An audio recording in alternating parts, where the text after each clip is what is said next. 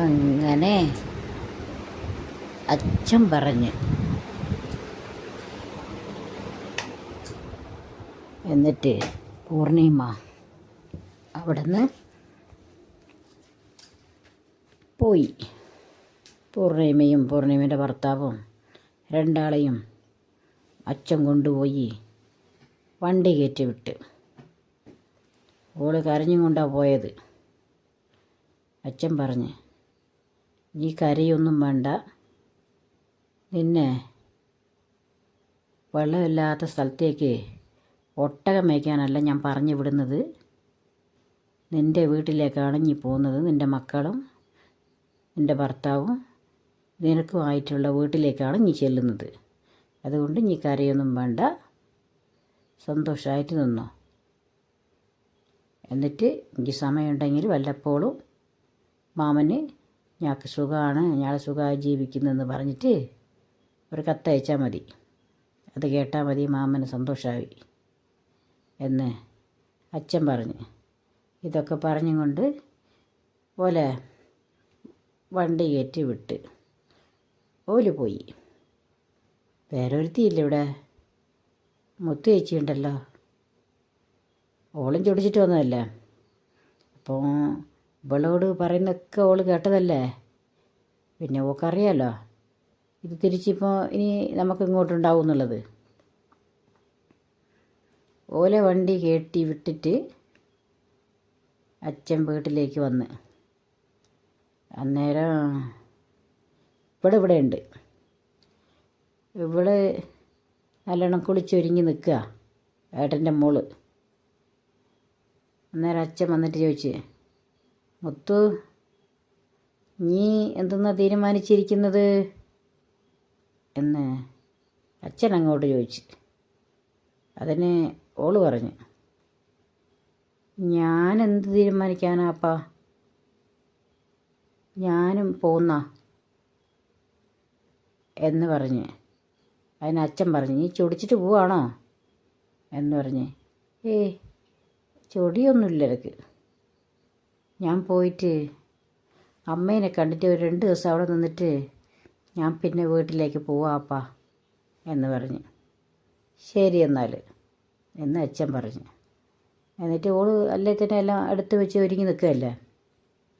അങ്ങനെ പറഞ്ഞിട്ട് ഓളും പോയി. ഇനി ആരാളുടെ വീട്ടിൽ? അമ്മയും അച്ഛനും സെൽവിയും. ഇനി പണിക്ക് പോകണ്ടേ? പണിക്ക് പോകണം. അന്നേരം ഇവർ അച്ഛനും അമ്മയും രണ്ടാളും പോയി. സെൽവി വേറെ പണിക്ക് പോയി, കച്ചവടത്തിന്. അങ്ങനെ കുറച്ച് ദിവസം അങ്ങനെ കഴിഞ്ഞു പോയി. കുറച്ച് ദിവസം കഴിഞ്ഞിട്ട് ഒരു ദിവസം അച്ഛനും അമ്മയും പണിക്ക് പോയി, സെൽവിയും പണിക്ക് പോയി. വൈകുന്നേരം ഒരു 4:30 ആകുമ്പോഴത്തേക്കാണ് സെൽവി വരുന്നത്. അച്ഛനും അമ്മയും അതിൻ്റെ മുന്നേ വന്ന്. അന്ന് അമ്മയ്ക്ക് നെഞ്ഞ് വേദനയാന്ന് പറഞ്ഞിട്ടാണ് വന്നത്. വന്ന് നോക്കുമ്പോൾ അമ്മയുണ്ട് അവിടെ കിടക്കുന്നത്. അന്നേരം സെൽവി വന്നിട്ട് ചോദിച്ച്, എന്താ അച്ഛാ അമ്മ കിടക്കുന്നത്? അമ്മ പതിവേ കിടക്കാറില്ലല്ലോ. വന്നാൽ ഏതെങ്കിലും പണിയെടുത്തുകൊണ്ടിരിക്കും, അല്ലെങ്കിൽ പുറത്തിരിക്കും, അങ്ങനെയൊക്കെയല്ലേ പതിവ്. ഇത് കിടന്നിട്ട് ആദ്യമായിട്ട് കാണുന്നില്ലേ? അന്നേരം അച്ഛൻ പറഞ്ഞു, അമ്മയ്ക്ക് നെഞ്ഞ് വേദന അമ്മളെ എന്ന് പറഞ്ഞു. എന്നിട്ട് നെഞ്ഞ് വേദനയാണെങ്കിൽ ആസ്പത്രിയിൽ പോകണ്ടേ? ഈറ്റിലും മന്ദബുദ്ധിയല്ലേ. അന്നേരം ഈ പീടികയിൽ കിട്ടുന്ന അമൃതാഞ്ജനം വാങ്ങിയിട്ട് അത് അവിടെ പുരട്ടിയിട്ട് ചൂടുവെള്ളം കാച്ചി കുളിച്ചിട്ട് അങ്ങ് കിടന്നാൽ അതങ്ങ് മാറുമെന്ന് പറഞ്ഞിനാ വേദന. എന്നിട്ട് കല്യാണി അമ്മമ്മ വന്ന്. അച്ഛനെ ഇരിക്കുന്നത് കണ്ടിട്ട് കല്യാണി അമ്മമ്മ ചോദിച്ച്, സ്വാമി എന്താ ഒറ്റയ്ക്കിരിക്കുന്നത്? തായമ്മയും സെൽവിയൊക്കെ അവിടെ പോയി എന്ന് ചോദിച്ച്. അന്നേരം അച്ഛൻ അങ്ങോട്ട് പറഞ്ഞ്,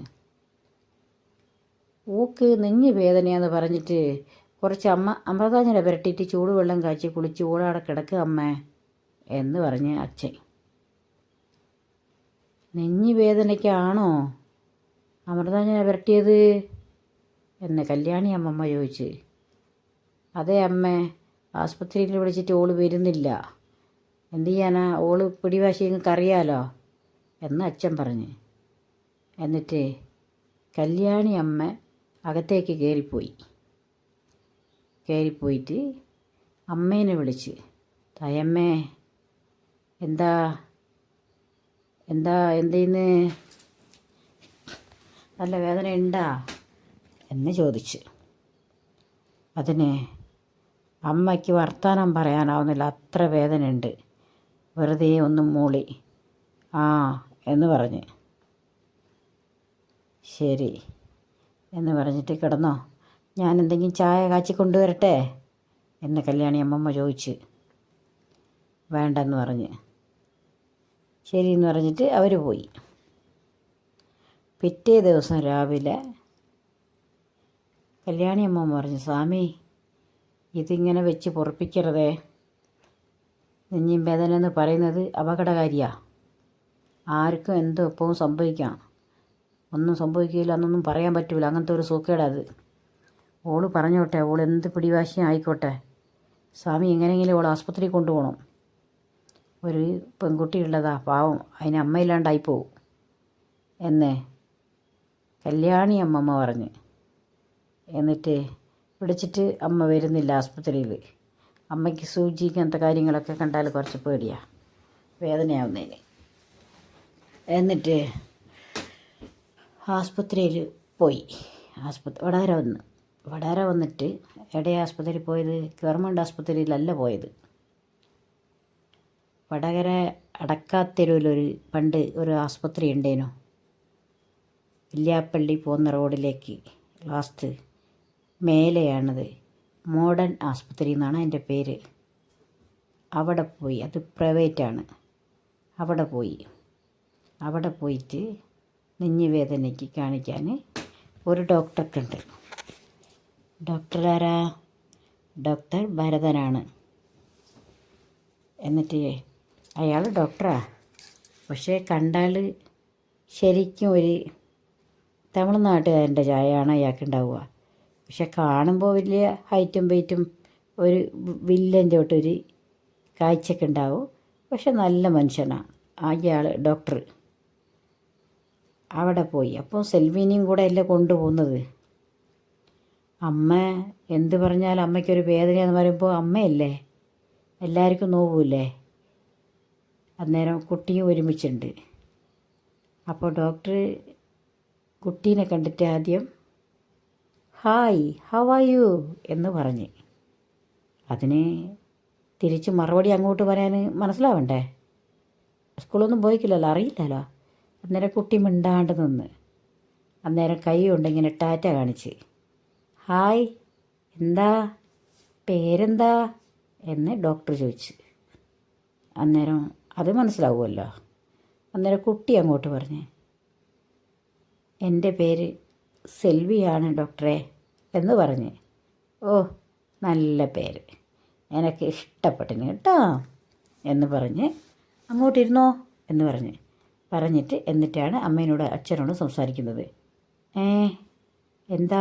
എന്ത് പറ്റി എന്ന് ചോദിച്ച് ഡോക്ടർ. അന്നേരം അമ്മയ്ക്ക് പറയാനാവുന്നില്ല. അച്ഛൻ പറഞ്ഞ്, അവർക്ക് നെഞ്ഞ് വേദനയാ, ഭയങ്കര നെഞ്ഞ് വേദനയാന്ന് പറഞ്ഞ്. ഇതെപ്പോൾ തുടങ്ങിയതാ എന്ന് ഡോക്ടർ ചോദിച്ച്. ഇന്നലെ തുടങ്ങിയതാ സാറേ എന്ന് അച്ഛൻ പറഞ്ഞ്. ഇന്നലെ വേദന വന്നിട്ട് ഇന്നാണോ ആസ്പത്രിക്ക് വരുന്നത്? പേടിയില്ല നിങ്ങൾക്ക് ജീവനെ?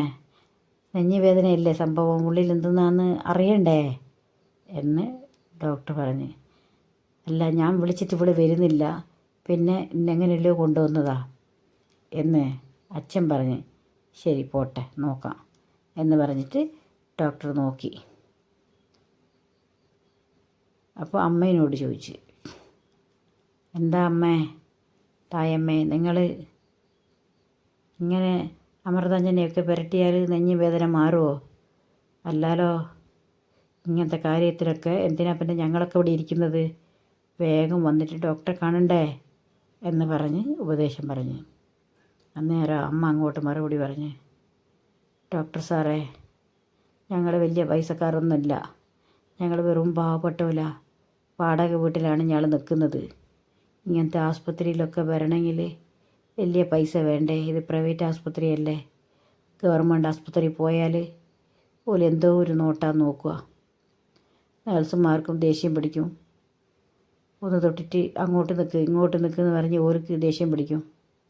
ഡോക്ടർമാരും വെറുതെ ഒരു നോട്ടം ഇങ്ങനെ നോക്കിയിട്ട് ഒരു പേര് നോക്കിയിട്ട് പോകും.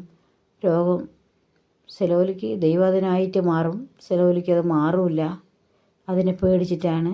പ്രൈവറ്റ് ആസ്പത്രിയിലാകുമ്പോൾ നമ്മളവിടെ പൈസ കൊടുക്കുമല്ലോ, അതുകൊണ്ട് ഓല് കുറച്ച് നല്ലോണം നോക്കുമെന്ന് വിചാരിച്ചിട്ടാണ് ഇങ്ങോട്ടേക്ക് വന്നത്.